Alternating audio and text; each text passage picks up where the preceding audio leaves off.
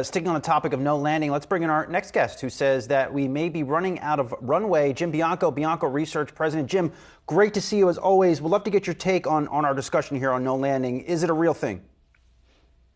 No, it is a real thing. I mean, no landing is basically, as you said, it's a takeoff on the metaphor about an airplane.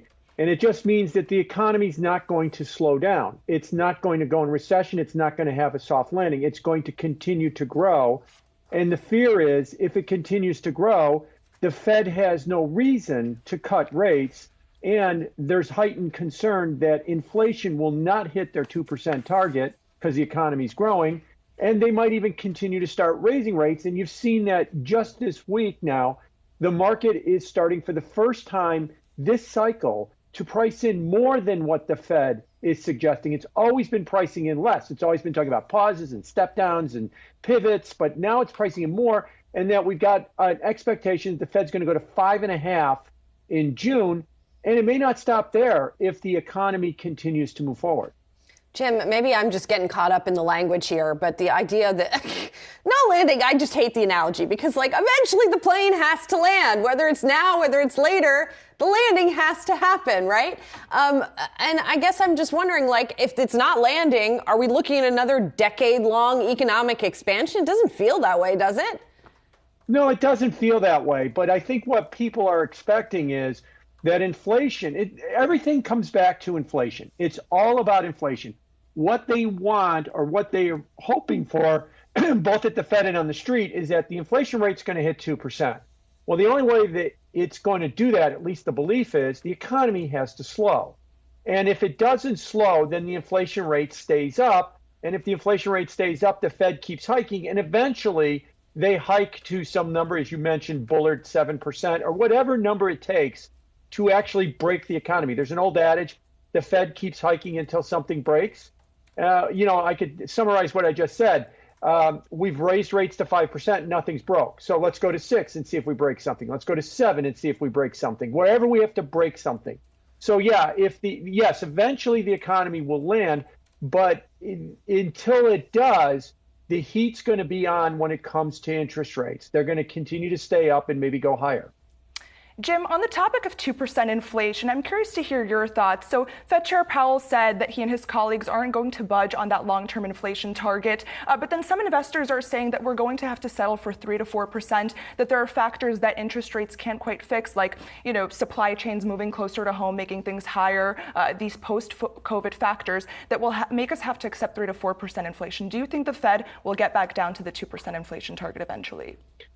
Well, two things there. One, investors live in a fantasy land that they think that the Fed is going to redefine inflation at 3 to 4%. And I say that because Jay Powell could not have been more clear throughout the fall when he's been asked this question. They are not moving that target. Conversation over. You can stammer and you feed all you want that they should change it to 3 or 4% because you want the Fed to stop raising rates so they can start cutting rates so the stock market could go up. They're not going to do that. They're only going to stop when we get to 2%.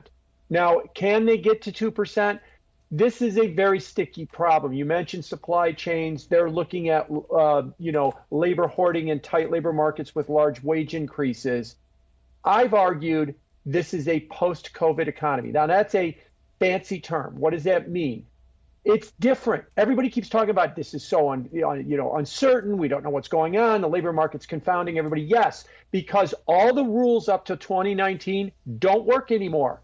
We shut down the global economy. We reopened it. We need a new set of rules. We got to stop waiting for 2019 to return. And those new set of rules, what I fear, is going to lead to persistently high inflation. And we have to come to the reality that we are in a higher inflation and a higher interest rate world. But we don't want to do that. We want to say, change the target to 4%, cut rates, let the stock market go back to 5,000. Everything will be okay then. If we did that, 50% of the public has less than $1,000 of savings. They have no assets. They get killed if we accept higher inflation. We can't do that because it would be too painful for them. If it means tough markets, it means tough markets. And I'm just repeating what Jay Powell has said. You're very smart. You're very capable. You have assets. Deal with tough markets. I'm not going to send the people that shop at Dollar Tree to be consigned to 4% inflation because you had a tough year in the S&P. I mean, I'm trying to be as blunt as I can. that argument just is not washing, I think, at the Fed. And I frankly don't buy it either. Jim, I like your bluntness. It fits with my vibe for me that I'm feeling here on Friday. For those investors on our platform that are buying into this notion of no landing, at the most basic level, what stocks will suck wind in that environment? The fancy term is long duration assets. Those are assets that are most sensitive to interest rates. Now, that's technology, that's growth stocks. Why? Because they're supposed to earn a lot of money off in the future, not a lot of money now. And if you discount what is Zoom's profitability going to be in 10 years back in a higher interest rate, it's a lot less. So those companies get hurt. What it helps or what companies do better are companies that are making money today, this afternoon. Energy companies, industrial companies, consumer non-cyclical companies that make money right now because you don't have to discount that money back. We're not worried about how much they're going to make in 5 years. And so those companies will do relatively better. Last thing I'd say about people on this platform, I've argued that in this new post-COVID world, we're going to go back to something like the 90s. It's going to be more like stock picking again. It's not going to be buy energy or sell technology. It's going to be which energy companies you're going to buy, which technology companies you're going to sell. We're so ETF driven. We just want to buy the sectors. We want the S&P to go up or the S&P to go down that we forgot about that it's 500 stocks and some of them can go up and some of them can go down. And it's been so long, like a couple of decades, that we're going to have to start to relearn the whole art of stock picking all over again.